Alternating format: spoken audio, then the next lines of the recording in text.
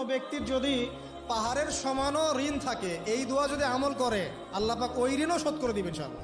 রিজিক তো বাড়বেই ইনশাআল্লাহ, আপনার যত ঋণ আছে ইনশাআল্লাহ আল্লাহ পাক শোধ করে দিবেন। আমার সাথে বলেন, দোয়াটা হচ্ছে আল্লাহুম্মা ইকফিনি বিহালালিকা আন হারামিকা ওয়া আগনিনি বিফদলিকা আম্মান সিওয়াকা